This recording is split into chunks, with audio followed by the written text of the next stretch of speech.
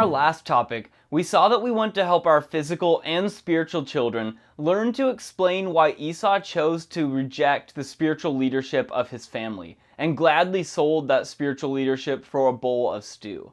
In this topic, we will see why the Lord told Isaac not to go down into Egypt. In Genesis 26, 1-5, we read, "There was a famine in the land, besides the first famine that was in the days of Abraham. And Isaac went to Abimelech, king of the Philistines, in Gerar. Then the Lord appeared to him and said, 'Do not go down to Egypt. Live in the land of which I shall tell you. Dwell in this land, and I will be with you and bless you. For to you and your descendants I will give all these lands, and I will perform the oath which I swore to Abraham your father. And I will make your descendants multiply as the stars of heaven. I will give to your descendants all these lands, and in your seed all the nations of the earth shall be blessed, because Abraham obeyed my voice and kept my charge, my commandments, my statutes, and my laws.'" In these verses, we see that Isaac was told by the Lord not to go down to Egypt because of the famine. As a result, Isaac chose to move to the land of the Philistines instead. When the Lord told Isaac not to go to Egypt, we see that the Lord gave Isaac some promises if he would be obedient. First, the Lord said he would be with Isaac. The Lord gives every Christian a similar promise today. As Hebrews 13:5 says, "Let your conduct be without covetousness. Be content with such things as you have, for he himself has said, 'I will never leave you nor forsake you.'" We can also count on the fact that the Lord will not leave us. Second, God promised, "I will bless you." The Lord had earlier told Abraham in Genesis 12:2-3, "I will make you a great nation. I will bless you and make your name great, and you shall be a blessing. I will bless those who bless you, and I will curse him who curses you. And in you all the families of the earth shall be blessed." Here we see that the Lord gave Isaac a promise similar to the promise he had given Abraham. Third, the Lord promised Isaac the land in which he was living, as the Lord said, "For to you and your descendants I give all these lands, and I will perform the oath which I swore to Abraham your father." God will always keep his word. The Lord had told Abraham in Genesis 12:7, "Then the Lord appeared to Abraham and said, 'To your descendants I will give this land, and there will be built an altar to the Lord who had appeared to him.'" The Lord now repeated this same promise twice to Isaac. Fourth, the Lord promised that he would multiply the descendants of Isaac as the stars of heaven. God had told Abraham in Genesis 22:17, "Blessing I will bless you, and multiplying I will multiply your descendants as the stars of the heaven, and as the sand which is on the seashore, and your descendants shall possess the gate of their enemies." Fifth, and most important of all of the promises, the Lord told Isaac that through his seed all of the nations would be blessed. Galatians 3:16 says, "Now to Abraham and his seed were the promises made." He does not say, "and to seeds," as of many, but as of one, "and to your seed, who is Christ." This is a clear statement to Isaac that the promise made to Abraham about Christ coming from his family would be passed on through the line of Isaac. This was part of the blessing that would come on Isaac because of the obedience of Abraham. The fact that Isaac was obedient to God and did not go down to Egypt did not mean that he was perfect in his obedience to God. We go on to read that Isaac lied about the fact that Rebekah was his wife. Genesis 26:6-9 says, "So Isaac dwelt in Gerar, and the men of the place asked about his wife, and he said, 'She is my sister.' For he was afraid to say, 'She is my wife,' because he thought lest the men of the place kill me for Rebekah, because she is beautiful to behold." Now it came to pass when he had been there a long time that Abimelech, king of the Philistines, looked through a window and saw, and there was Isaac, showing endearment to Rebekah his wife. Then Abimelech called Isaac and said, "Quite obviously she is your wife. So how could you say she is my sister?" Isaac said to him, "Because I said, lest I die on account of her." Here we see that Isaac became guilty of the same sin that Abraham committed and lied about his wife. Abraham committed this lie first in Egypt and then again among the Philistines. Isaac committed this sin among the same Philistines. We see that the men in Gerar asked Isaac if Rebekah was his wife. Isaac was controlled by fear and answered that question in his own strength. Because of that fear, he said, "She is my sister," instead of saying, "She is my wife." Here we see that Isaac did the same thing that Abraham had done earlier in Gerar, and for the same reason. Isaac was more concerned about his own life than he was about what would happen to his wife. He was afraid that the men of the place would kill him in order to get Rebekah as their wife because she was very beautiful. Notice that Abraham said exactly the same thing.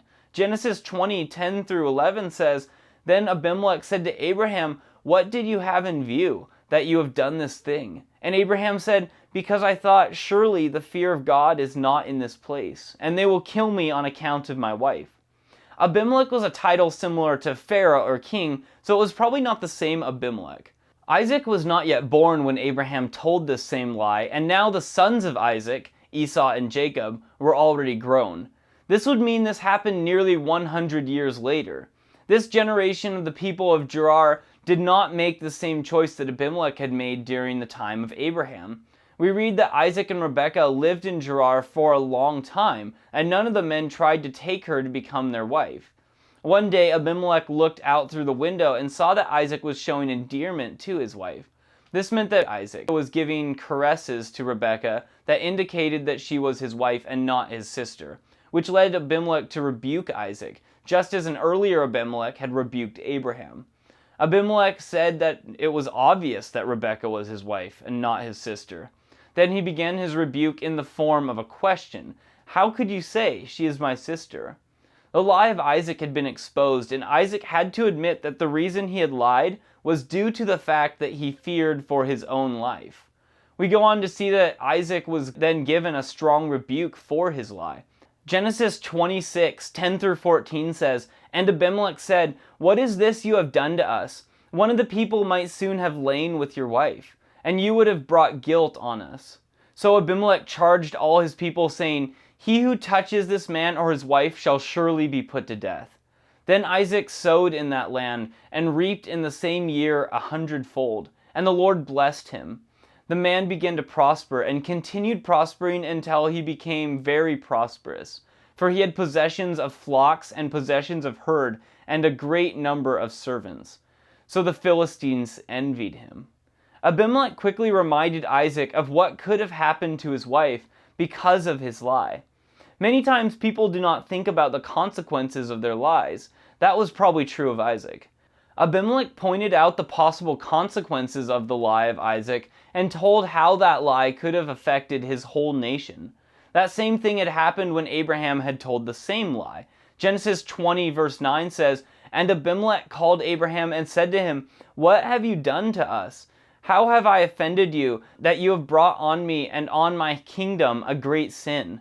You have done deeds to me that ought not to be done.'" The lie of Abraham had affected the whole nation of Gerar. We see the consequences of that lie when Abraham repented and prayed for the kingdom of Gerar. Genesis 20:17-18 says, "So Abraham prayed to God, and God healed Abimelech, his wife, and his female servants. Then they bore children, for the Lord had closed up all the wombs of the house of Abimelech, because of Sarah, Abraham's wife." The Lord had made it impossible for all of the women of Gerar to get pregnant as a consequence of the original lie of Abraham. Now Isaac had told the same lie, and the king realized that this lie could have affected the entire nation again. To prevent consequences because of the lie, Abimelech warned his nation that anyone who touched Isaac or Rebekah would be put to death. Once Isaac repented of his sin, the Lord could bless him again. The same is true for us today. 1 John 1:9 tells us, "If we confess our sins, he is faithful and just to forgive us our sins and to cleanse us from all unrighteousness." We see that Isaac planted crops of grain that year, and God caused his crops to produce 100 times as much as he had planted. That was a very good harvest, and happened because Isaac had confessed his sin, and the Lord chose to bless Isaac as a result. In fact, we see from that time on, Isaac began to prosper. Through the years, the Lord caused Isaac to continue to prosper until he became very wealthy. We see that he had large flocks of sheep and goats, and he had large herds of cattle. He also had a great number of servants to care for his flocks and herds, as well as the crops that he planted. However, we see that the Philistines envied him. The word translated envied means to become jealous or to provoke a jealous anger. In the next topic, we will see what the Philistines did because of this envy. The Bible gives us many warnings about the danger of envy. Proverbs 24:19-20 says, "Do not fret because of evildoers, nor be envious of the wicked, for there will be no prospect for the evil man. The lamp of the wicked will be put out." In contrast, Proverbs 23:17-18 says, "Do not let your heart envy sinners, but be zealous for the fear of the Lord all the day, for surely there is a hereafter, and your hope will not be cut off." Here we see the importance of choosing the fear of the Lord instead of choosing to envy others. We want to help our physical and spiritual children learn to explain to others why they have chosen to follow the Lord instead of envying the things that others have on this earth. May the Lord richly bless you as you show your children by your example and teach them how to warn others of the dangers of envy.